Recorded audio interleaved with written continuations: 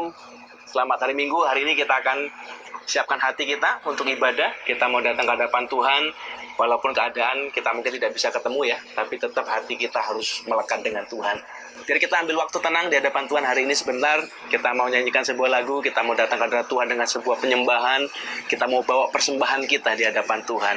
Ya. Biar kita tutup mata kita hari ini. Saat ini kita siapkan hati kita sungguh-sungguh. Kita mau sembah Dia, kita mau puji Dia, kita mau tinggikan namanya. Engkau Tuhan yang setia, waktumu selalu yang terbaik. Engkau Tuhan sandaranku, dan ku hanya kan berharap padamu. Engkau Tuhan yang setia. Engkau Tuhan yang setia, waktumu selalu yang terbaik. Engkau Tuhan sandaranku, dan ku hanya kan berharap padamu. Satu-satunya yang ku andalkan, satu-satunya yang ku percaya. Engkau sumber kekuatan, sumber pengharapan, sumber kedamaian. Satu-satunya yang ku andalkan, satu-satunya yang ku percaya. Engkau Tuhan memberkati, Tuhan penyembuhku, Tuhan pemulihku.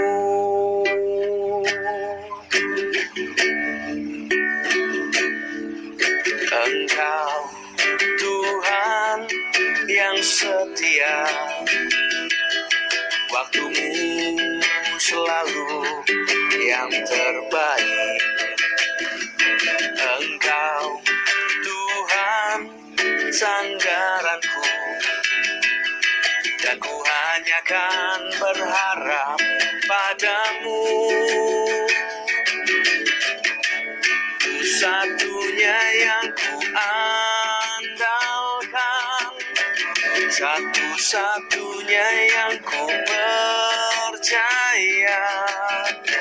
Engkau sumber kekuatan, sumber pengharapan, sumber kedamaian.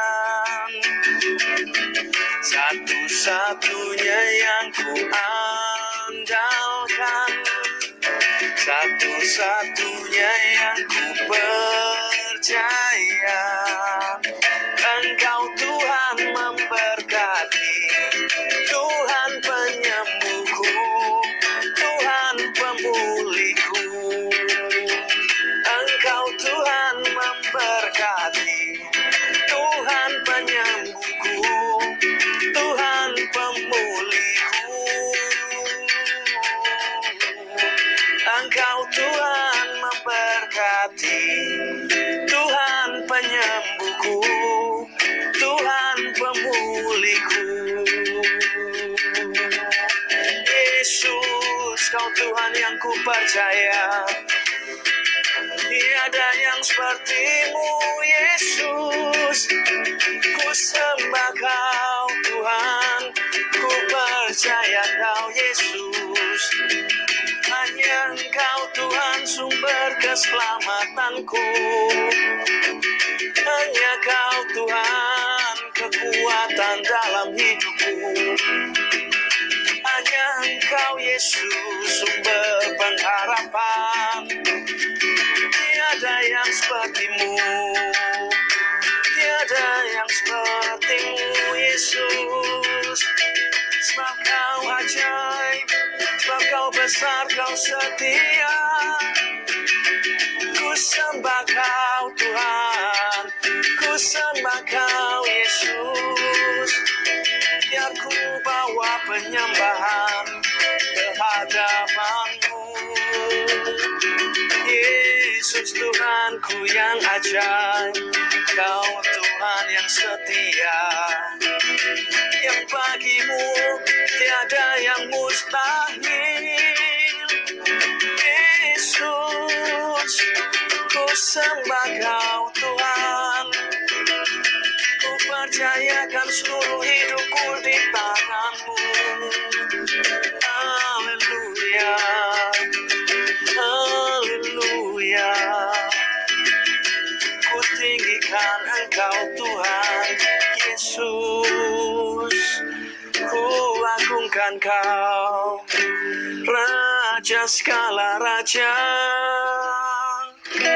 Haleluya, haleluya. Biar segala hormat, segala pujian, segala kemuliaan bagi nama-Mu Tuhan yang ajaib. Kami percaya bahwa apapun keadaan kami hari ini, saat ini, Kau Tuhan yang pegang kendali sepenuhnya atas hidup kami. Tidak ada kejadian apapun di luar kuasa Tuhan, di luar seizin Tuhan. Semuanya terjadi karena Tuhan izinkan mendatangkan kebaikan buat kami. Kuasai kami hari Tuhan, dimanapun kami ada. Apapun yang sedang kami kerjakan hari ini Tuhan, biar kuasa-Mu, Roh-Mu penuhi setiap kami hari ini. Biar ibadah kami hari ini bukan sekedar rutinitas biasa, tapi apa yang kami lakukan, apa yang kami kerjakan, apa yang kami persembahkan buat Tuhan, biar menjadi dupa yang harum di hadapan Tuhan. Dan kami mau izinkan Tuhan bicara buat setiap hati kami hari ini.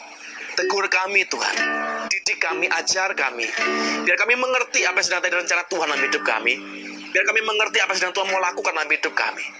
Kuasai hati kami, kuasai pikiran kami Tuhan. Biar setiap pergumulan kami, setiap masalah kami, setiap ketakutan kami, setiap apa yang kami khawatirkan hari-hari itu kami mau lepaskan, kami mau letakkan di bawah kaki Kristus. Maka kami percaya Tuhan sanggup buat jalan keluar dalam hidup kami. Tuhan mampu buat pertolongan dalam hidup kami. Tuhan yang mampu, mau untuk membuat kehidupan kami berubah menuju kebaikan. Kuasai hamba-Mu menyampaikan firman Tuhan hari ini. Kau kuasai melalui bibirnya Tuhan. Biar apa yang keluar dari mulut bibir hamba-Mu adalah perkataan-perkataan ilahi dari hati Tuhan. Kami mau serahkan ibadah kami hadap tangan-Mu. Kami mau izinkan Tuhan bekerja, berkarya, lakukan apa yang Kau pandang baik Tuhan di tengah-tengah kami. Maka kami percaya semua rancangan-Mu pasti sempurna, baik adanya ya dan amin buat kami. Terima kasih Bapa. Kami siap dengar firman-Mu, kami siap ditegur, diajar dengan firman-Mu. Dalam nama Tuhan Yesus Kristus kita semua katakan amin. Haleluya. Saya percaya hari ini Tuhan pasti punya rencana yang baik buat setiap kita. Apapun yang sedang terjadi dalam keadaan kita hari-hari ini, kita memang tidak bisa keluar. Ada virus, ada penyakit mungkin dan segala macamnya, tapi kita percaya bahwa semuanya pasti aman dalam kendali Tuhan yang ajaib. Amin. Kita hari ini akan belajar tentang working together, bersatu, bersama untuk memberi sebuah kebaikan. Saya akan kasih Anda sebuah cerita ya. Ini sebuah kisah nyata. Dulu Jerman dengan Inggris itu pernah perang dalam Perang Dunia Kedua. Nah, setelah perang selesai, beberapa mahasiswa dari Jerman mereka datang ke Inggris. Mereka kepingin bikin sebuah acara lah untuk rekonsiliasi. Jadi di Inggris itu ada namanya English Cathedral, begitu ceritanya. Nah di English Cathedral ini, di gereja ini ada sebuah patung Yesus yang sangat besar, megah sekali. Dan patung ini adalah salah satu yang rusak karena kena bom dari Jerman waktu itu. Jadi mahasiswa ini datang dari Jerman menuju Inggris, mereka mau rekonsiliasi, mereka bikin acara, mereka mau coba untuk perbaiki patung ini. Nah, waktu mereka datang ke sana, ternyata patung itu kelihatan, jadi patungnya itu sebesar Yesus mengarahkan tangannya ke depan begitu, lalu di bawah patung itu ada sebuah tulisan, "Come to me, datanglah kepadaku." Semua tulis datanglah kepadaku. Nah, waktu mereka datang, ternyata patung dari kepala sampai bawah masih ada, cuman tangannya hilang. Jadi patungnya Yesusnya ada, cuman nggak ada tangannya. Lalu mereka coba berpikir bagaimana caranya bisa rekonstruksi lagi, dia buat lagi, dia perbaiki lagi supaya patung ini bisa bagus gitu, tangannya bisa keluar lagi. Nah, mereka coba, mereka konsultasi, mereka tanya bagaimana, apakah bisa disemen kah, atau bisa di molding lagi kah, atau dikasih tulang lagi kah, atau bagaimana. Nah, singkat cerita, karena teknologi zaman itu dan segala macamnya, mereka tidak memungkinkan, nggak bisa, kesusahan lah untuk memperbaiki patung itu. Nah, lalu mereka berunding dan mereka membuat sebuah kesimpulan begini, kita biarkan patungnya, jadi Yesus nggak ada tangannya, putus tangannya, patung Yesusnya. Lalu mereka tidak bisa perbaiki tangannya. Yang mereka lakukan adalah mereka ganti tulisan di bawah patung itu.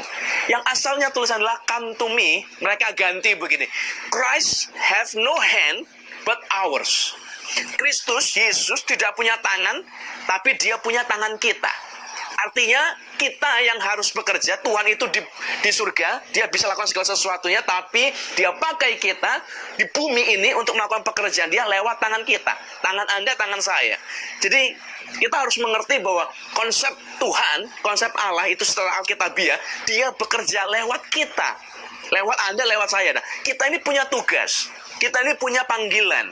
Nah, saya kasih Anda sebuah ayat dulu ya, supaya kita bisa mengerti baik-baik konsep pelayanan, konsep panggilan, konsep orang Kristen yang benar di hadapan Tuhan. Alkitab kita berkata begini, Matius 11 ayat 28-30. "Pikulah kuk yang kupasang dan belajarlah padaku, karena aku lemah lembut dan rendah hati, dan jiwamu akan mendapat ketenangan. Sebab kuk yang kupasang itu enak dan bebanku pun ringan." Yesus berkata begini, "Pikulah kuk yang kupasang." Kata kuk itu selalu dipakai untuk konteks pekerja. Jadi dua hewan, jadi kuk itu satu kayu panjang begitu. Jadi satu di tengah ada satu kayu, lalu menyamping ke kanan dan ke kiri. Dan ini akan dipakai untuk mengikat biasanya lembu, untuk membajak, untuk bekerja. Satu lembu di kanan atau lembu di kiri. Nah, mereka nanti akan berdua berjalan bersama seirama untuk melakukan sebuah pekerjaan menuju ke arah yang sama, melangkah dengan irama yang sama, kecepatan yang sama, semuanya sama. Nah, kenapa Yesus berkata, "Pikulah kuk yang kupasang"? Artinya, dia kepingin satu kuk itu dipasangkan di kita, dan satu kuk lagi dipasangkan kepada Yesus, kepada Kristus. Berjalan bersama, satu irama, satu arah, satu tujuan, satu langkah, satu kecepatan, semuanya satu. Kita berjalan dalam harmoni. Nah, konsep Tuhan, waktu dia panggil kita jadi orang Kristen, kita harus paham bahwa konsep Yesus selalu adalah teamwork. Dia tidak pernah panggil orang untuk jadi Superman. Oh, satu orang dikasih panggilan, satu orang dikasih kemampuan, satu orang dikasih karunia, satu orang dikasih kekuatan yang begitu hebat untuk dia melakukan segala sesuatunya. Tidak bisa. Tuhan bekerja dengan teamwork. Jadi kita harus paham bahwa karunia, panggilan, jawatan, itu semua bekerja untuk melengkapi satu dengan yang lain. Yang namanya tubuh Kristus itu berarti ada yang jadi tangan, ada yang jadi kepala, ada yang jadi kaki, tapi semuanya bekerja dalam satu irama, dalam satu kecepatan, satu visi, satu tujuan untuk menghasilkan sesuatu. Nah, kita paham dulu konsep ini bahwa Alkitab kita menulis Tuhan itu menggunakan prinsip teamwork. Nah, nanti di Alkitab kita akan belajar Tuhan itu memanggil kita untuk sesuatu yang besar. Bukan sekedar personal. Oh, yang penting saya diberkati. Oh, yang penting saya nggak lapar. Yang penting saya nggak sakit. Yang penting keluarga oke, baik-baik saja, maka semuanya selesai. Tidak. Kita harus paham bahwa Tuhan bekerja dalam skala yang besar, dalam skala yang luas.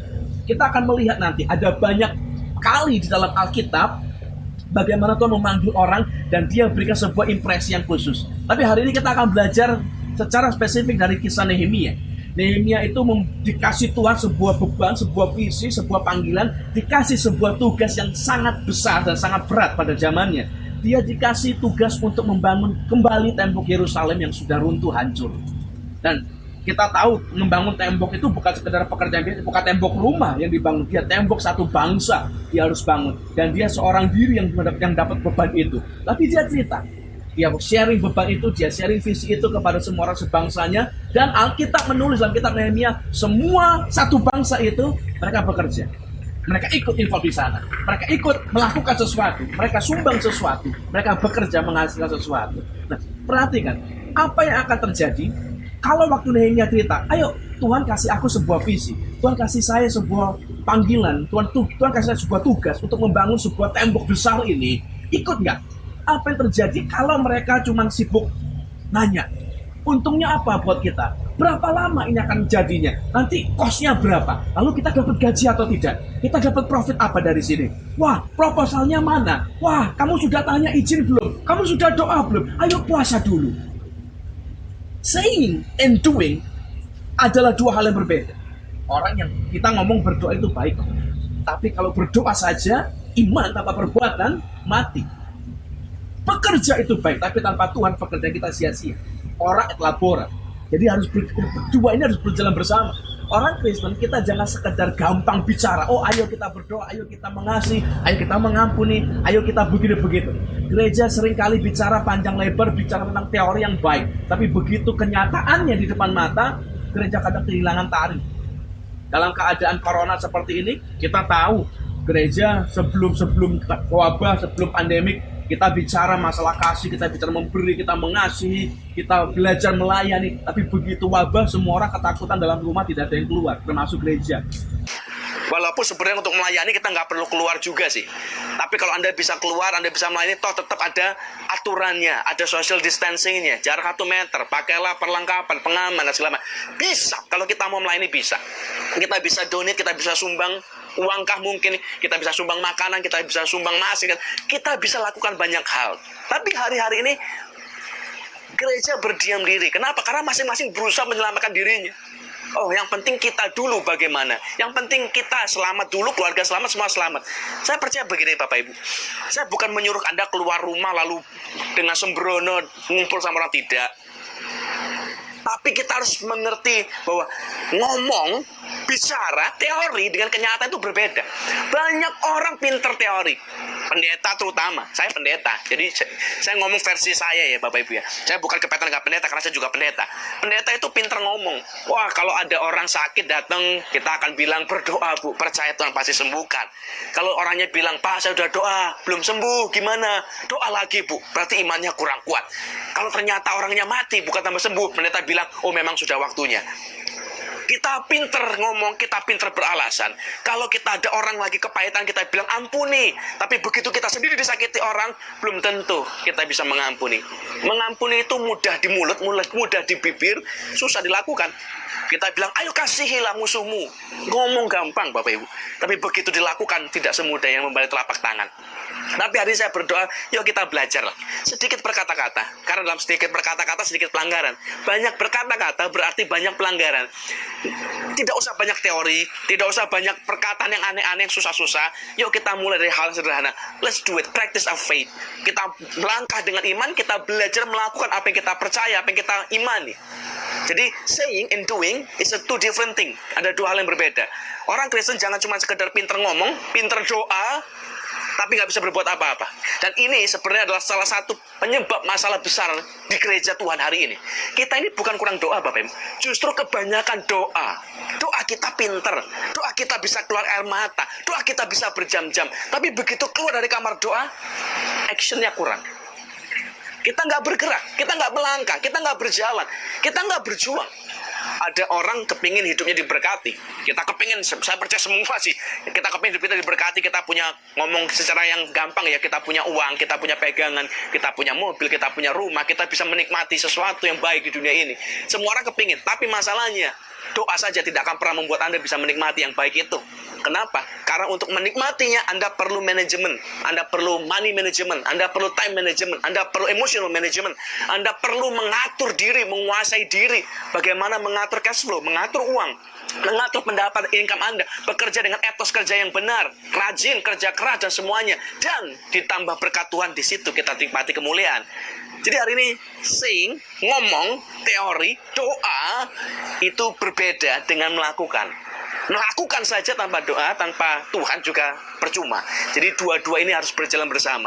Nah, kita akan belajar sebuah konsep penting yang akan ditulis dalam kitab Nehemia. Mereka tidak sekedar berdoa, mereka tidak puasa panjang lebar, mereka tidak bingung proposal, mereka tidak kritik, mereka tidak komplain, mereka tidak, begitu visi itu dilempar, semuanya bekerja. Nah, kita coba belajar satu-satu ya.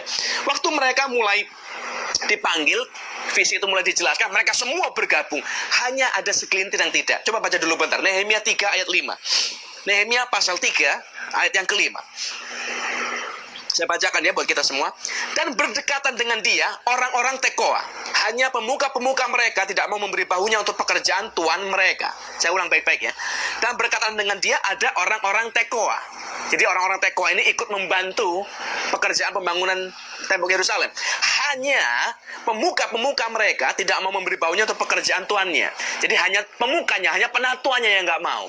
Jadi waktu Nehemia lepaskan visi itu, dia ceritakan visi itu kepada orang Israel, semua orang ikut kecuali pemukanya orang Tekoa, pemuka suku Tekoa.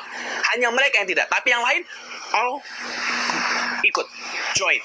Dan itu berarti kalau Anda baca baik-baik dalam kitab Nehemia, Anda akan mendapati itu berarti dari pedagang mereka ikut, dari imam mereka ikut bekerja, dari suku-suku yang melayani di rumah Tuhan mereka ikut melayani, dari pedagang parfum, dari tukang emas, tukang besi, tukang kayu, semuanya ikut, pria, wanita, anak-anak semua ikut. Alkitab menulis semuanya ikut, hanya pemuka Tekoa yang tidak. Nah, coba Anda bayangkan sebentar. Ini adalah konsep yang Alkitabiah. Tuhan panggil, semua harus ikut. Jadi ingat, ini bukan pelayanan atau panggilan Kristus, itu bukan urusan pendeta. Bukan. Anda mau pendeta atau tidak ada urusannya. Anda mau penginjil, Anda mau jemaat biasa, Anda mau diakon, tidak peduli. Panggilan Tuhan adalah buat kita semuanya. All must join. Semua harus ikut. Harus. Dan kisah yang sama, prinsip yang sama tertulis waktu kita baca di Menara Babel. Saya bacakan buat Anda bentar ya. Dia berkata begini, Kejadian 11:6. Dan ia berfirman, mereka ini satu bangsa dengan satu bahasa untuk semuanya. Ini barulah permulaan usaha mereka. Mulai dari sekarang, apapun juga yang mereka rencanakan, tidak ada yang tidak akan dapat terlaksana. Hanya ada satu kali dalam Alkitab, Tuhan berkata, bagi manusia, tidak ada yang tidak akan, tidak ada yang mustahil. Perhatikan baik-baik. Di ayat yang lain berkali-kali Tuhan ngomong begini, bagi Tuhan tidak ada yang mustahil. Ya betul. Kita nggak terlalu bingung dengan, kita nggak terlalu susah untuk mengerti konsep itu. Karena bagi Tuhan memang tidak ada yang mustahil. Dia ajaib, dia perkasa, dia luar biasa. Tapi satu kali dalam Alkitab dia berkata, bagi mereka, bagi manusia, tidak ada yang mustahil. Ini hanya sebuah permulaan. Kenapa? Karena mereka bersatu. Semuanya all gathering, semuanya join. Mereka semuanya ikut di sana. Pertanyaannya lah begini, kenapa orang-orang ini mau ikut? Imam, kenapa mau ikut bantu bangun tembok Yerusalem? Kenapa para pedagang mau ikut bangun tembok Yerusalem? Kenapa tukang parfum, tukang besi, tukang emas, kenapa mereka mau ikut bangun tembok Yerusalem? Apa mereka tidak punya kerjaan? Apa mereka tidak punya bisnis? Apa mereka tidak punya urusan, tidak punya tanggungan? Apakah mereka nggak ada kegiatan yang lain sampai mereka mau all in, memberi hidup, memberi diri, memberi harta untuk membangun tembok Yerusalem? Visi dari satu orang itu. Kalau ada yang berkata, oh iya, mereka mungkin lagi nganggur waktu itu. Satu pertanyaan yang lebih besar adalah begini, apakah mungkin satu bangsa, jutaan orang itu semuanya nganggur? Nggak mungkin. Mereka tidak nganggur. Mereka bukan orang tidak punya kerjaan, tapi mereka menyingkirkan pekerjaannya dan memprioritaskan Tuhan, memberi diri, memberi hidup untuk Tuhan. Nah, ini konsep yang harusnya kita mengerti sebagai anak Tuhan. Kalau coba Anda perhatikan, setiap kali waktu Tuhan panggil, kita mengenal ada 12 murid Yesus ya, yang terkenal, ada 12. Lalu dia juga panggil nanti beberapa orang-orang lain. Dan coba perhatikan, waktu Yesus panggil mereka semuanya dalam kondisi yang sama. Yesus panggil mereka bukan dalam keadaan mereka nganggur, lagi tidur-tiduran, lagi santai, lagi makan-makan, lagi kongkol, lalu dipanggil, ikutlah aku akan jadikan kau penjala manusia. Tidak. Yesus panggil mereka waktu mereka sedang bekerja. Semuanya sedang bekerja. Waktu Yesus panggil Petrus dan Andreas, dia sedang menjala ikan. Saya bacakan buat Anda dulu ya, supaya kita bisa ngerti baik-baik kisah ini. Matius 4 ayat 19. Dia berkata begini, Yesus berkata kepada mereka, mari ikutlah aku dan kamu akan kujadikan penjala manusia. Lalu mereka pun segera meninggalkan jalannya dan mengikuti dia. Segera dia tinggalkan jalannya, dia nggak beresin, dia nggak simpen ikannya, dia nggak jual dulu, dia nggak simpen perahunya, dia tinggalkan semuanya lalu mengikuti dia. Kenapa? Orang kadang bertanya, kok mereka mau ya tinggalkan semuanya? Tapi ini belum kelar, nanti di bawah kita akan lebih jelas. Waktu dia panggil Matius, Yesus panggil Matius 9:9. Sesudah Yesus pergi dari situ, ia melihat melihat seorang yang bernama Matius duduk di rumah cukai, lalu ia berkata kepadanya, ikutlah aku. Maka berdirilah Matius lalu mengikuti dia. Matius lagi mengut cukai, dia lagi duduk di meja, dia lagi terima kangtau, dia lagi terima duit, terima berkat versi dia. Waktu Yesus panggil, dia nggak masukin bank dulu, dia nggak setor, ditinggal semuanya, dia pergi mengikut Yesus. Tambah satu lagi, waktu ada orang muda yang kaya datang ketemu Yesus, dia berkata, Rabi, apa yang harus kulakukan untuk memperoleh hidup yang kekal? Dia berkata begini, kata Yesus kepadanya, jika engkau hendak sempurna, pergilah, jualah segala milikmu, dan berikanlah itu kepada orang-orang miskin, maka engkau akan beroleh harta di surga, kemudian datanglah kemari dan ikutlah aku. Alkitab menulis, maka sedihlah hatinya karena hartanya sangat banyak. Kenapa? Waktu Yesus panggil orang, dia panggil dan mereka diminta meninggalkan segala sesuatunya. Konsep yang sama. Orang-orang Israel, mereka punya pekerjaan, mereka punya bisnisnya masing-masing, mereka juga punya keluarga untuk diurus, mereka juga punya urusannya masing-masing. Tapi begitu Tuhan panggil, mereka mengerti bahwa ada prioritas di dalamnya. Mereka tahu kalau mereka urus satu yang ini, yang lain semuanya akan fit in, semuanya yang lain akan beres, semua urusan akan beres. Nah, saya ngomong ini hati-hati ya. Saya bukan bilang Anda tinggalkan pekerjaanmu jadi pendeta rame-rame, tidak. Panggilan Tuhan tidak pernah bicara masalah jabatan. Panggilan Tuhan tidak pernah bicara, Anda harus jadi pendeta, harus jadi romo kah, pastor kah, atau diaken kah. No. Panggilan Tuhan itu personal. Ada yang dipanggil jadi hamba Tuhan, ada yang dipanggil jadi pengusaha, ada yang dipanggil menjadi seniman mungkin, ada yang jadi pemusik. Tapi apapun itu, semuanya menuju kepada satu panggilan yang semula, satu tujuan yang semula, tujuan Kristus. Nah, kita harus mengerti hari ini baik-baik. Di hadapan kita semua, kita ini sama seperti para murid. Kita punya kerjaan, kita punya urusan, kita juga kepentingan. Tapi di tengah semua pekerjaan kepentingan kita, ada namanya panggilan Tuhan. Dan panggilan Tuhan itu selalu yang menurut mereka, bagi mereka dalam Alkitab kita, itu diutamakan. Tapi hari ini, kita sedang kehilangan sesuatu yang besar. Kita menghilangkan panggilan Tuhan, kita fokuskan dengan panggilan kita. Pekerjaan kita jadi lebih penting daripada Tuhan. Kita datang ibadah cari Tuhan cuma 2 jam setiap hari Minggu. Itu pun kadang-kadang bolos lagi, kadang-kadang telat lagi, datang telat pulang cepet. Kenapa? Karena kita buru-buru, kita mau kerja, kita mau begini, kita mau begitu, kita sedang berusaha mencari uang, kita berusaha begini. Tuhan jadi nomor sekian. Lalu kita bertanya, kok Tuhan gak berkati ya? Kok rasanya berat ya hidup ini? Jangan tanya lah sebenarnya. Kita sudah tahu lah. Kita harusnya paham. Ada yang salah, something wrong with us hari-hari ini. Tuhan itu bukan cadangan. Tuhan itu bukan backup plan. Wah, kalau usahaku gagal, bisnisku gagal, nah baru Tuhan kita suruh turun tangan. Salah, kebalik kita ini. Tuhan yang utama. Kenapa? Di dalam Alkitab dia berkata begini, segala emas perak di dunia ini kepunyaanku, kata Tuhan, dan aku berikan kepada siapa aku mau. Artinya dia mau berkati siapapun, dia mau berkati kita gampang, Bapak Ibu. Sekejap tangan dia mau berkati kita bisa. Tapi kebalikan, Anda mau kerja keras begitu rupa, Anda berusaha mengabung begitu rupa, mengambil begitu rupa, menyimpan begitu rupa. Kalau Tuhan mau habisi, sekejap juga habis. Belajar dari orang kaya yang bodoh. Dia berkata, hai jiwaku, ada padamu banyak harta. Ayo kita timbun, ayo kita bangun lumbung lagi, kita simpan harta, kita siapkan yang banyak, bersukacitalah, makanlah, minumlah, bersenang-senanglah. Tapi Tuhan berkata, hari juga jiwamu akan diambil daripadamu. Untuk siapakah kau simpan itu? Harta itu kelihatan penting, saya setuju, penting, tapi bukan yang terpenting. Ada yang lebih penting dalam hidup ini selain harta. Kita hari-hari ini dipaksa semua diam di rumah. Lalu kemarin ada orang WhatsApp saya bilang begini, Pak, ini wabah kapan akan berakhir? Hidup setengah mati kayak begini, ini kayak di neraka. Oh, percayalah, neraka nggak seperti ini kok. Kalau kita mau sadar baik-baik ya, ini momen waktu kita disuruh lockdown sementara di rumah masing-masing, isolasi sementara di rumah masing-masing. Ini sebenarnya sebuah rencana Tuhan untuk kita resetting our life. Reset lagi prioritas kita ini apa sebenarnya.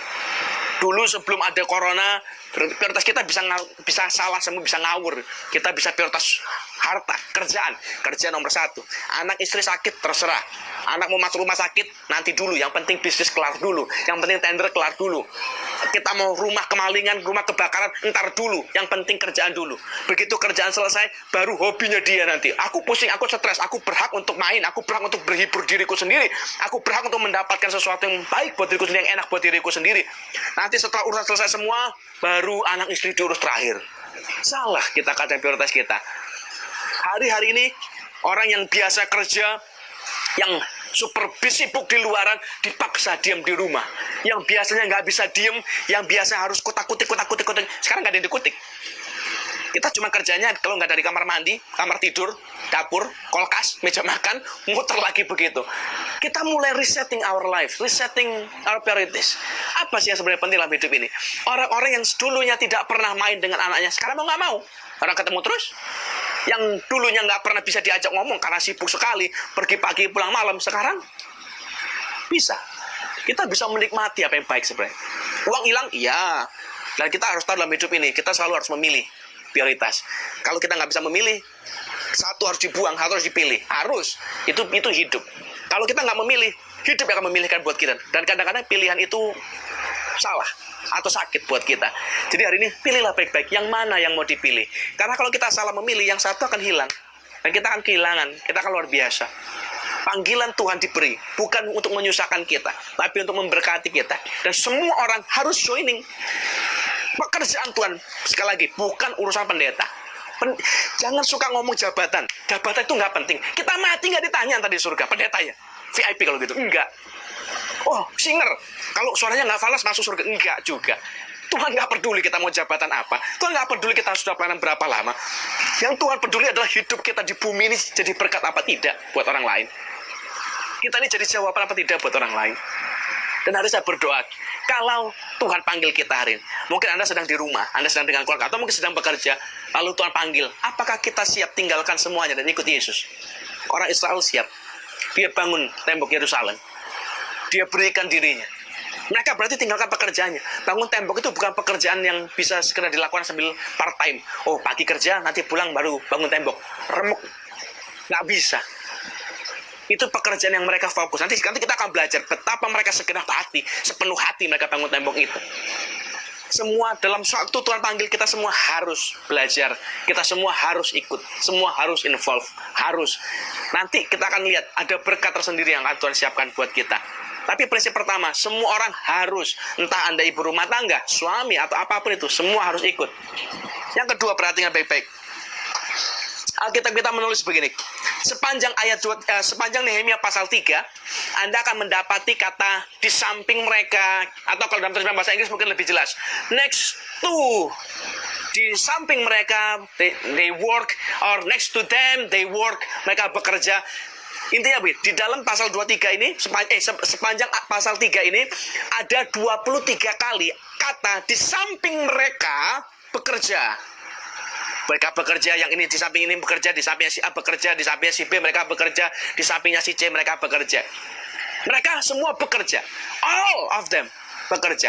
Enggak ada di Alkitab ditulis yang satu diem di situ, yang satu di lain. Enggak. Semuanya bekerja. Dari ujung sampai ujung semuanya bekerja. Alkitab menulis dengan sangat jelas mereka bekerja. Bahkan pekerjaan yang bukan kerjaan mereka dikerjain. Saya bacakan dulu buat kita ya. Nehemia pasal 3 ayat 13. Nehemia pasal 3 ayat yang ke-13-nya. Pintu gerbang Lebak diperbaiki oleh Hanun dan penduduk Sanoa. Mereka membangunnya kembali dan memasang pintu-pintunya dengan pengancing-pengancing dan palang-palangnya. Pula tembok diperbaiki sepanjang 1000 hasta sampai pada pintu gerbang sampah. Pintu gerbang sampah diperbaiki oleh Malkia bin Rehab, penguasa wilayah Bet-Kerem. Ia membangunnya kembali dan memasang pintu-pintunya dan pengancing-pengancing dan palang-palangnya. Alkitab menulis begini, katanya pintu gerbang Lebak diperbaiki oleh Hanun dan Sanoa. Siapa Sanoa ini, Bapak Ibu?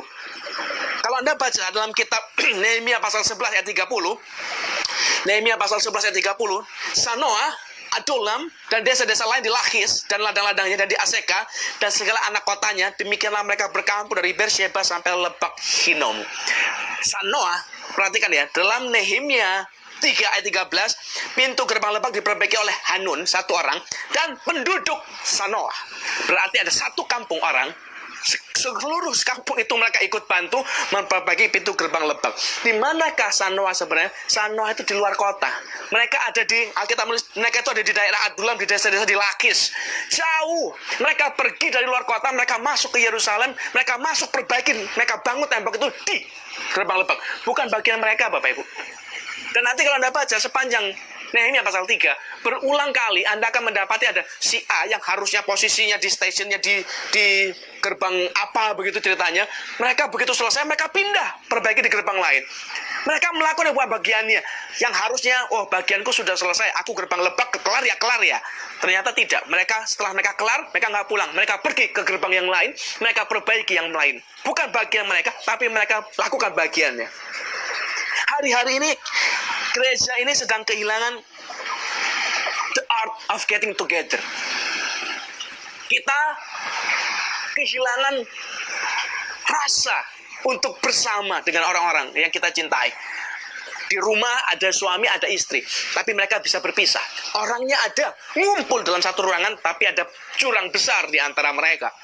Ada orang tua dan anak, satu rumah, satu ruangan mungkin, tapi ada jurang yang besar di antara mereka. Nggak bisa nyambung, nggak bisa ngomong, nggak bisa nyatu. Pendeta dengan jemaat gereja sama, ada jembatan kadang-kadang, ada jurang besar. Orangnya ada, tapi hatinya nggak ada. Kita kadang sibuk meminta. Kita sibuk ngurusi. Kamu harusnya begini dong. Kamu harusnya begitu dong. Suami marah sama istri. Istri harusnya tunduk. Istri harusnya taat. Istri harusnya melayani. Istri harusnya begini. Istri harusnya begitu. Kita sibuk nuntut orang. Kita sibuk minta orang begini-begitu. Kita sibuk memperhatikan, menuntut, meminta tanggung jawab dari si orang itu, pihak lain. Tapi kenapa kita lupa dengan bagian kita? Oh, istri harus taat, harus tunduk. Nah, suami? Saya ngomong ini karena saya laki-lakinya, karena saya suaminya. Nanti istri saya ada di dalam, nanti Anda bisa tanya. Saya nggak pernah ngomong sama dia, istri kamu harus tunduk sama aku loh ya. Nggak boleh ngelawan, diam kamu. Nggak pernah saya bilang. Ini kita menikah sudah puluhan tahun, 10 tahun lebih. Saya juga nggak pernah ngomong begitu sama dia. Oh istri, kamu harus melayani, harus ngepel, harus nyapu. Itu tugasmu. Saya juga nggak pernah. Kalau kita mau hidup benar, hidup enak, jangan sibuk mikirin tugasnya orang. Jangan sibuk nuntut kewajibannya orang sama kita. Tapi lihat diri kita loh. Kita ini ngapain? Saya sebagai suami, saya harusnya ngomong dong. Saya harus mampu memberikan kenyamanan buat istri saya, buat anak-anak saya. Saya harus mampu jadi pelindung buat mereka. Saya harus mampu jadi pendongeng buat mereka kalau mau tidur. Saya harus mampu jadi penghibur. Harus mampu membuat mereka tertawa. Saya harus mampu membuat mereka aman, nyaman. Itu saya dong, harusnya. Tapi kita kadang-kadang kita lupa dengan diri kita. Kita sibuk nuntut orang, kita sibuk minta orang, kita sibuk nyalahin orang. Tapi di Alkitab nggak begitu. Orang Sanoa, mereka nggak bilang, bagianku selesai, kau kasih aku apa? Apa gajinya buat aku? Ayo dong, orang-orangku perlu makan, perlu minum. Kita kompensasi apa? Komisi? Nggak ada, mereka nggak minta. Mereka tidak minta apa yang orang lain harus lakukan. Tapi mereka melihat dirinya, aku bisa lakukan sesuatu. Ayo kita pergi ke gerbang Lebak, kita perbaiki. Bukan bagiannya, tapi mereka lakukan. Kalau suami istri di rumah yang gampang saja, kita bisa care dengan kita sendiri dulu. Kita harus apa? Pasangan kita pasti ikut kok. Tapi begitu kebalik kita nuntut dia harus apa, berantem kita, ribut kita. Wah, kita bilang anak itu harus tunduk. Biasanya ya dalam satu rumah, waktu mereka berantem, kalau keluarga Kristen yang dipakai mesti ayat buat berantem. Hai istri, taatilah dan tunduklah pada suamimu. Dikasih ayat, lalu istrinya sebel. Wah, kurang ajar nih kayaknya. Ayo kita cari ayat lain untuk membalas dia. Lalu istri ngomong, suami, kasihilah istrimu seperti kau mengasihi dirimu sendiri. Wah, berantem ribut panjang lebar pakai ayat. Lalu orang tua kalau anaknya nakal, dia bilang begini, baca Alkitab, hormatilah orang tuamu, tunduklah supaya panjang umurmu di bumi. Lalu anaknya sebel, anaknya bilang, Pap, Mama, baca Alkitab, jangan buat tawar hati anakmu. Kita nggak kelar-kelar. Semua kita jangan menyerang orang, jangan dia harus begini, dia harus begitu, si harus begitu. Kita ini loh, kita harus ngapain? Kalau kita fokuskan ke kita, mudah kok hidup ini. Oh, aku harus jadi pelindung, aku harus jadi penjaga, aku harus taat, aku harus tunduk, aku harus mengasihi dia, aku harus provide dia, aku harus menghormati orang tuaku, aku harus mengasihi anak-anakku karena mereka titipan Tuhan. Kalau kita bisa mengerti posisi kita, hidup bisa seperti di surga, Bapak Ibu. Jadi hari ini, let's work together and mind your business. Jangan ngurusi orang lain. Jangan kekepoan kita. Wah, dia harus begini, dia harus begitu. Kita pinter ngajarin orang, kita pinter ngomongin orang, kita pinter bikin teori, bikin list. Oh, dia harus A, B, C, D, E yang harus dia lakukan. Listlah dirimu sendiri. Mind your business. Carilah tugasmu sendiri, kerjakanlah dengan sebaik-baiknya tugasmu itu. Waktu kita bisa lakukan bagian kita, waktu kita bisa mulai bagian kita lebih dulu, saya percaya semua yang lain akan mengikuti kok. Semua akan baik. Yang ketiga, kita menulis. Yes, Nehemia 3 ayat 10. Coba perhatikan baik-baik. Nehemia 3 ayat 10. Berdekatan dengan dia, Yedaya bin Harumaf mengadakan perbaikan tepat di depan rumahnya. Perhatikan kata di depan rumahnya. Dan berdekatan dengan dia Hatus bin Hasanea. Ayat 21. Di sampingnya Meremot bin Uriah bin Hakos memperbaiki bagian yang berikut dari pintu masuk rumah Eliasib. Perhatikan kata pintu masuk rumah. Jadi pintu gerbang depan sampai pada ujung rumah Eliasib. Jadi dari pintu gerbang rumah Eliasib sampai ujung rumah belakangnya Eliasib diperbaiki. Ayat 23 sampai 24. Di samping mereka, Benyamin dan Hasub mengadakan perbaikan di depan rumah. Perhatikan kata di depan rumah. Di samping mereka, Asaria bin Maseya bin Anaya mengadakan perbaikan di samping rumah. Perhatikan kata di samping rumah. Di sampingnya lagi, Binui bin Henadad memperbaiki bagian yang berikut. Dari rumah Asaria sampai sudut dan sampai penjuru. Perhatikan kata dari rumah Asaria sampai sudut dan sampai penjuru. Ayat 28 sampai 30. Mulai dari pintu gerbang kuda, para imam mengadakan perbaikan masing-masing di depan rumahnya. Di samping mereka, Sadok bin Imer mengadakan perbaikan di depan rumahnya. Di samping Semaya bin Sakaya, penjaga pintu gerbang timur. Di sampingnya, Hanaya bin Selemia dan Hanun, anak Salaf yang keenam, memperbaiki bagian yang berikut. Di samping mereka, Mesulam bin Berihya mengadakan perbaikan di depan biliknya. Di depan rumahnya. Alkitab kita, ayat kita dari sekian banyak ayat kita baca, mereka berkata begini, mereka bekerja di rumahnya. All of them work near their home. Semua orang bekerja di dekat rumahnya. Gak ada orang yang dicomot rumahmu di situ, kerjaanmu di ujung sana. Gak ada. Itu bukan cara Tuhan. Tuhan itu bekerja, Tuhan menempatkan mereka dengan hati-hati. Kalau Anda hari ini ada di sebuah kota, Jakarta misalnya, di Kelapa Gading misalnya, di satu tempat yang spesifik di jalan ini, hidup di keluarga yang seperti ini, jangan suka bingung sendiri. Kok aku lahir di keluarga seperti ini? Aku pengen lahir di keluarga yang kaya raya. Aku ingin lahir di keluarga yang mewah, yang terkenal. Aku pengen tinggal di istana besar. Tuhan dengan hati-hati telah menempatkan Anda dan saya di tempat yang tepat menurut Dia, seperti yang Dia mau. Jadi kalau Anda lahir hari ini di keluarga yang menurut Anda mungkin kurang, percayalah, tempat itu, keluarga itu tepat di mata Tuhan. Dia punya sebuah panggilan, dia punya sebuah tugas, dan dia perlengkapi Anda dengan kekuatan, dengan kemampuan, dengan karunia untuk menyelesaikan bagian itu, dan semuanya tepat. Hari ini saya berdoa baik-baik. Bapak Ibu, jangan bingung, jangan cari-cari pelayanan di luar. Oh, bingung cari pelayanan di gereja. Si lompat gereja A, B, C, D. Nanti pagi di sini, gereja sini. Nanti siang di gereja sana, gereja sini. Ribut pelayanan. Pelayanan mulainya bukan dari gereja ke gereja. Kita ini bukan pendeta keliling. Kita ini bukan pemusik kelilingan. Kita bukan penyanyi kelilingan. Kita bukan penyanyi panggilan, pendeta panggilan. Yang sekedar kerjaan cuma keliling, dapat PK dan segala macam. Stop lah, berhentilah mikirin PK lah. Berhentilah mikirin duit. Hidup ini bukan cuma masalah duit kok. Bukan cuma masalah PK kok. Ada panggilan yang lebih besar dalam hidup ini. Tuhan panggil kita untuk bekerja near our home. Jangan ngurusin rumah orang, rumah sendiri nih loh. Rumah sendiri masih berantakan. Kenapa kita ngurusin rumah orang? Gereja sendiri masih berantakan. Terus ngapain kita keliling ke gereja orang lain? Perhatikan baik-baik ayatnya. Saya bacakan buat Anda. Yohanes 15 ayat 16. Yohanes 15 ayat 16. Bukan kamu yang memilih aku, kata Tuhan, tetapi akulah yang memilih kamu, dan aku telah menetapkan kamu supaya kamu pergi dan menghasilkan buah, dan buahmu itu tetap, supaya apa yang kamu minta kepadaku, kepada Bapa dalam namaku, diberikannya kepadamu. Kata aku telah menetapkan kamu, itu ditulis dengan kata Yunani titemi. Ditemi itu artinya to be carefully placed, ditempatkan dengan hati-hati. Jadi waktu Tuhan menempatkan kita di satu kota ini, di satu keluarga ini, di satu tempat ini, di satu wilayah ini, di satu gereja ini, di satu komunitas ini, Tuhan menetapkan Anda, Tuhan menempatkan Anda dengan sangat hati-hati, dengan sebuah tujuan, dan itu tempat yang memang sempurna Tuhan inginkan sejak Anda dari awalnya. Jadi hari ini stop complaining about your life, stop complaining about your family, stop complaining about your church, about your community, stop. Anda di tempat yang sudah seharusnya, tempat yang tepat dari awal Tuhan taruh Anda dan saya dengan sangat hati-hati di tempat kita masing-masing.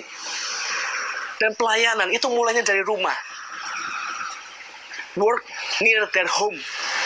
Kitab Nehemia, nggak ada yang keluar rumahnya di sini terus pelayanan jauh ke ujung bumi. Nanti pindah-pindah, rumahnya sendiri berantakan. Tidak. Mereka semua memperbaiki rumahnya masing-masing. So hari ini, start to fix your home. Start to fix your family. Perbaiki keluargamu. Kalau ada orang yang harus dilayani pertama kali, yang harus dan berhak dilayani pertama kali, istri dan anakmu. Bukan istri dan anak orang lain. Bukan istri dan anak pendeta, bukan istri anak gembala, bukan istri anakmu sendiri. Kalau kau belum menikah, yang harus dan berhak dilayani pertama kali adalah orang tuamu, adikmu, saudaramu. Kalau orang tua, orang yang berhak pertama kali dan berhak dilayani pertama kali dan pantas dilayani pertama kali, anakmu, bukan anak orang lain, bukan anak sekolah minggu. Melayani gereja, good. Melayani orang lain, bagus. Anda mau diakoni, Anda mau keliling, Anda mau kunjungan, baguslah. Tapi yang pertama, work from your home first. Perbaiki rumahmu dulu. Kalau rumah Anda sudah beres, pergilah ke semuanya. Ingat, Kisah Rasul menulis begini, pelayanan itu dimulai dari rumah, dari yang dekat. Dari Yerusalem, Yudea, Samaria, ujung bumi. Bukan dibalik-balik. Yerusalem hilangin, langsung ke ujung bumi kita. Dan ini kadang-kadang penyakit kita tanpa kita sadari di gereja. Kemarin beberapa waktu lalu saya lagi pergi makan dengan sebelum wabah corona, saya lagi pergi makan dengan beberapa teman hamba Tuhan. Lalu lagi di tengah-tengah sebelum mau makan, kan biasanya kita berdoa ya. Kita doa makan dulu rame-rame. Lalu di sana ada satu pendoa. Lalu ada satu gembala sidang. Lalu si bapak gembala sidang, si pendeta ngomong, Bu, kan ibu pendoa ya. Ayo ibu pimpin kita doa makan yuk. Ini doa makan loh Bapak Ibu. Bukan doa di ibadah gereja, bukan KKR loh. Ini ibadah makan. Lalu tiba-tiba dia berdoa, yuk kita tutup mata, kita berdoa. Lalu dia mulai berdoa, Tuhan berkati Afrika Tuhan. Berkati Zimbabwe. Ini doa makan Bapak Ibu. Urusan apa dengan Afrika dan Zimbabwe?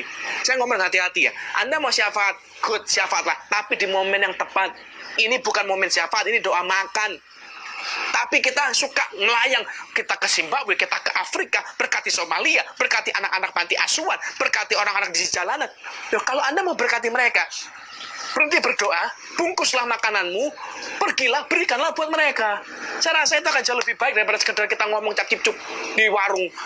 Oh, kita berkati, tapi kita nggak buat apa-apa buat mereka. Kita bilang kita berkati janda-janda miskin, tapi kita juga nggak buat apa-apa buat mereka. Kita kadang hebat untuk berpikir, untuk menilai, untuk berkata-kata sedang jauh. Tapi di rumah sendiri loh kadang-kadang susah. Berapa banyak anak pendeta kepahitan dengan orang tuanya. Saya ini pendeta.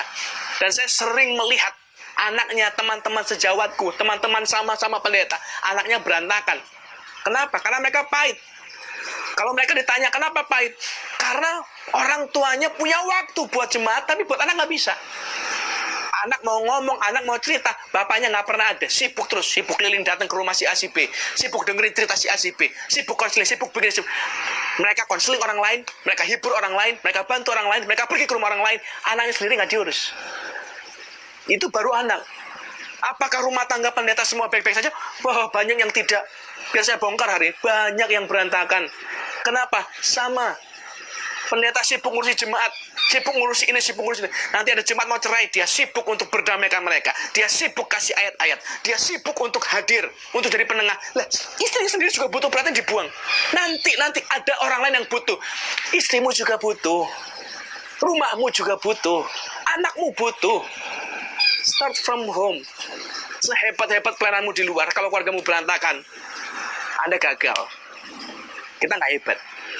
Kita kehilangan banyak perkara. Kita akan bayar dengan harga yang sangat mahal dan sakit sekali. Ministry, pelayanan, start from your home.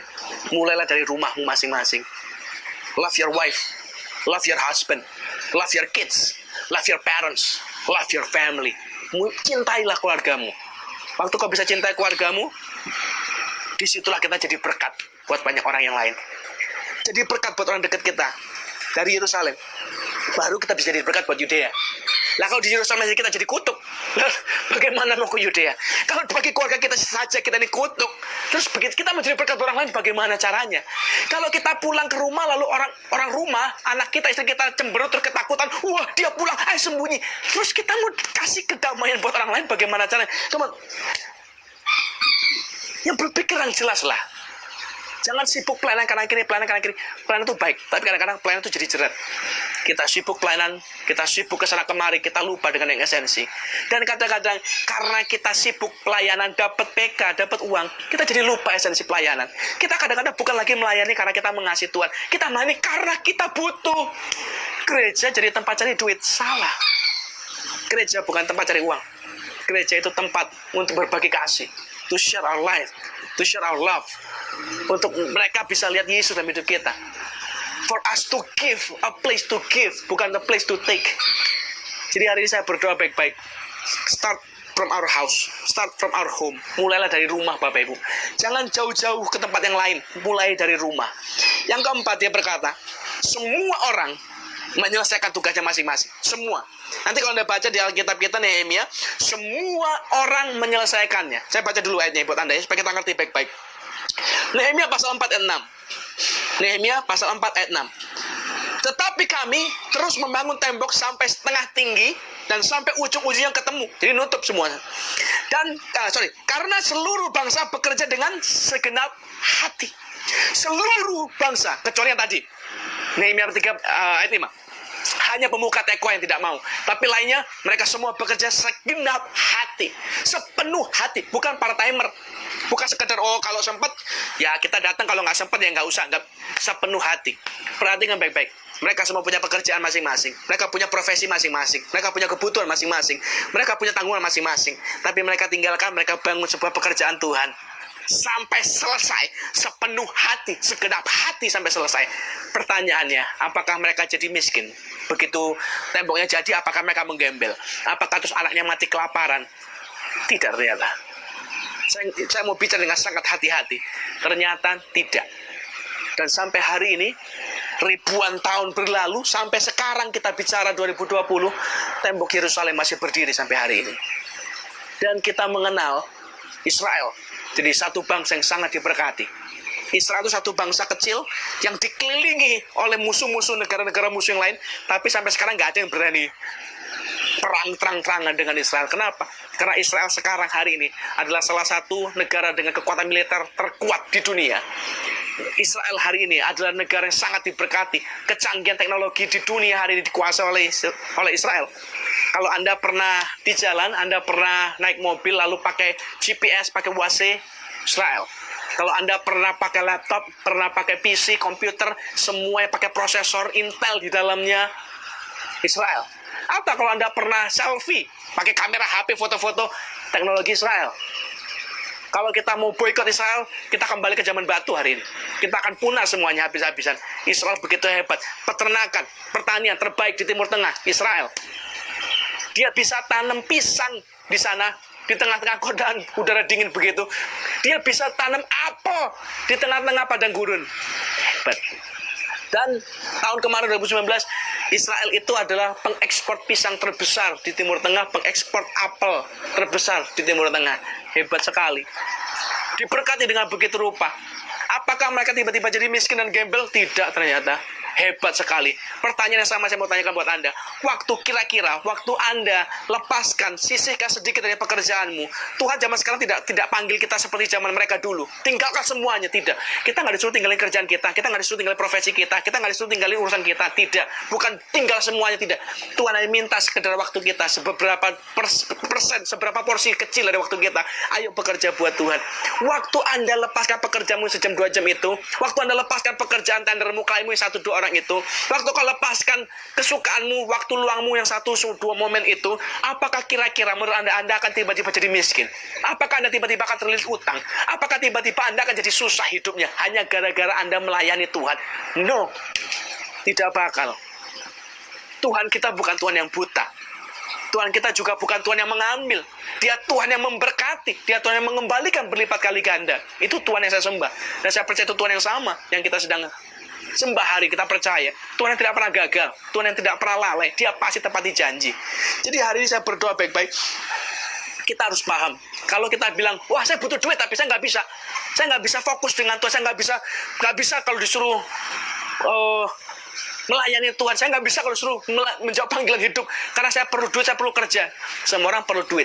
Hari ini Anda lihat di sekeliling saya ada banyak pohon. Di sini ada buah dan pohon. Kalau Anda lihat, kalau Anda butuh uang, itu bukan masalahnya sebenarnya. Itu hanyalah buah dari hidup kita. Oh, saya perlu bayar uang sekolah anak, saya perlu bayar susu anak, saya perlu ini, saya perlu itu. Itu bukan masalahmu yang sesungguhnya, itu hanya buahmu. Begitu kau kejar, wah kita butuh duit, ayo kita kejar, kita kerja habis-habisan. Itu kita sedang beresi buahnya. Ada pohon apel, satu buah busuk. Lalu kita berusaha, kita poles buah ini, kita kasih pupuk di situ, kita semprot pestisida, kita semprot pupuk, kita balut dia dengan plastik, apapun kita buat, kita berusaha bikin dia bagus. Kalau seandainya buah ini bisa bagus, buah yang lain tetap akan busuk karena berasal dari satu pohon yang sama. Anda bisa ngomong hari ini, oh saya butuh duit. Mungkin hari ini karena kerja kerasmu, kau bisa tutup satu kali kebutuhan ini. Tapi perhatikan, dari satu pohon yang sama akan keluar buah-buah lain yang serupa. Anda akan terus kekurangan uang seumur hidupmu, karena ini hanyalah uang. Kalau Anda butuh duit terus-terusan seumur hidupmu, yang harus diperbaiki itu bukan buahnya. Yang harus diperbaiki adalah akarnya. Ada yang salah dengan cara kita bekerja mungkin. Ada yang salah dengan cara kita mengelola uang kita mungkin. Ada yang salah, kenapa berkat Tuhan terhambat dalam hidup kita mungkin. Something is wrong, we must fix it. Kalau Anda bilang, saya perlu bayar ini, saya perlu bayar itu, saya mau beli rumah, saya perlu bayar cicilan. Itu buah, itu bukan akar masalahmu sesungguhnya. That's not your real problem, my friend. Itu hanya buah. Jadi jangan tertipu, jangan terkecoh, jangan menghabiskan waktu untuk memperbaiki buahnya.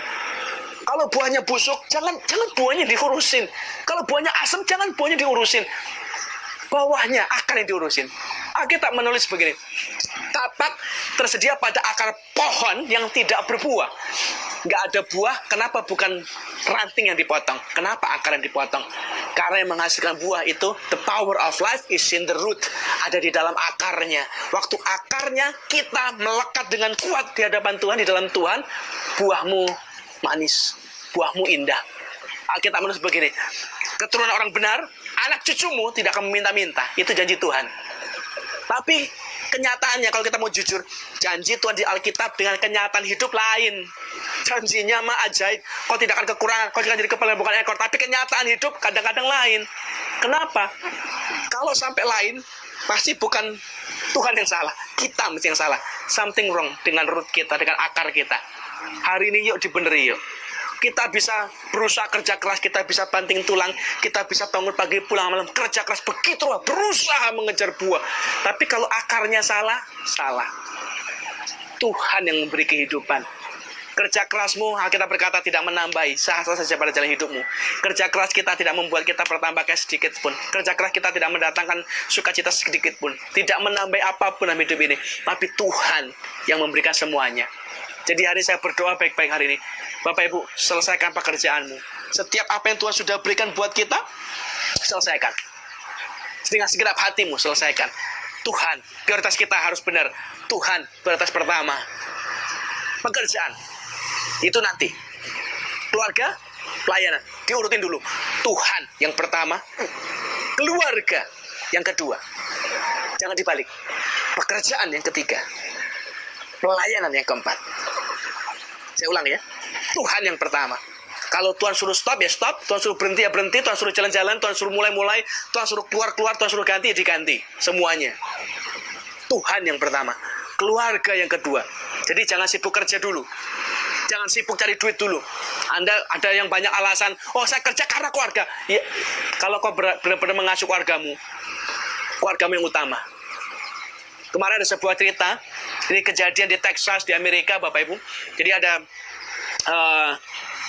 seorang ibu dengan saudaranya satu. Jadi mereka berdua orang dewasa bawa anak kecil balita naik mobil. Kalau di Amerika anak kecil itu harus duduk di car seat di belakang. Nah singkat cerita, si tante keluar, si mamanya keluar dari mobil, nggak sengaja pintunya kelok. kuncinya masih di dalam. Jadi mobilnya kecepit begitu, ketutup dari dalam, nggak bisa dibuka. Lalu dia panggil jerit-jerit sama orang minta tolong. Lalu ada orang datang dari swalayan, dia datang, dia bawa gantungan baju, dia coba masukin lewat kaca, dia coba buka dan segala macam. Tapi di Texas itu sangat panas sekali cuacanya. Si bayi ini mulai kehabisan napas, mulai kepanasan, nangis, dan mulai kelihatan mukanya biru, mukanya udah mulai berubah warna. Lalu datanglah satu orang. Ini kisah nyata Bapak Ibu. Dia datang, waktu dia tanya kenapa? Oh, ada anak balita mau mati kesesak napas. Dia ambil batu, dia lempar, dia pecahkan kaca belakang. Lalu anak itu selamat. Pertanyaannya adalah, apakah orang ini jadi pahlawan? Ternyata, kisah nyata ini Bapak Ibu. Ternyata tidak. Si ibu marah-marah sama dia. Kenapa aku pecahkan kaca mobilku? Prioritasnya salah. Yang penting ini kaca, mobil, apa bayinya? Kalau prioritas kita salah, hidup jadi berantakan. Bener, susah. Jadi hari ini mulai dibeneri baik-baik yuk.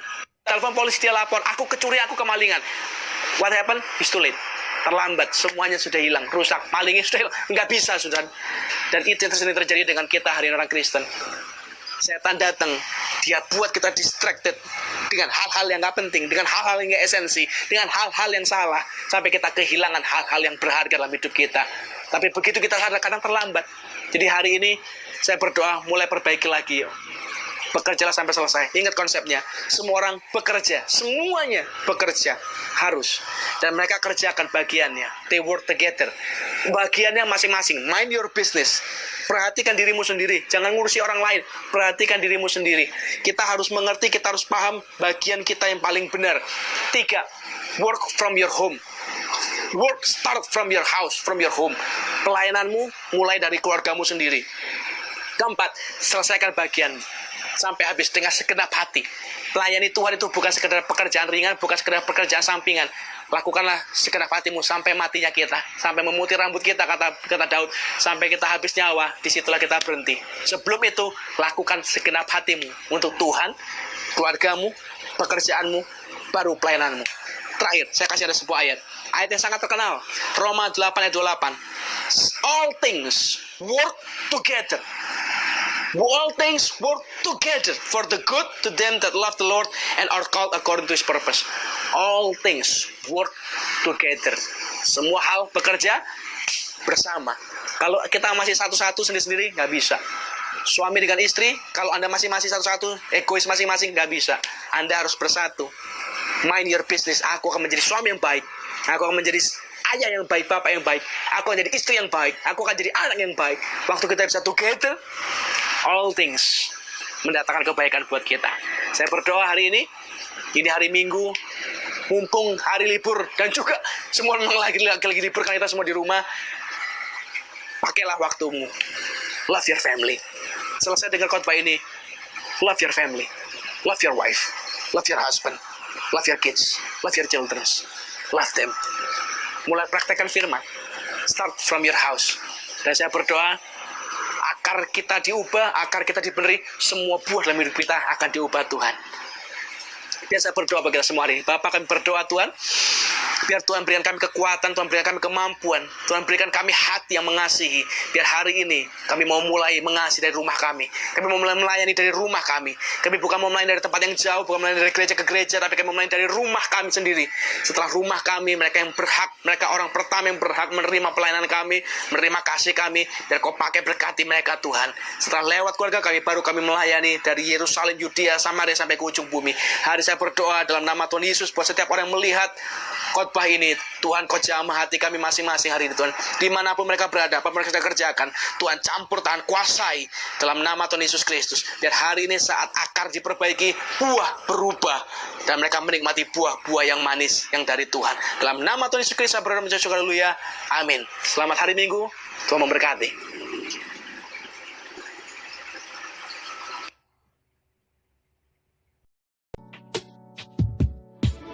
Hanya satu katamu yang ku perlukan.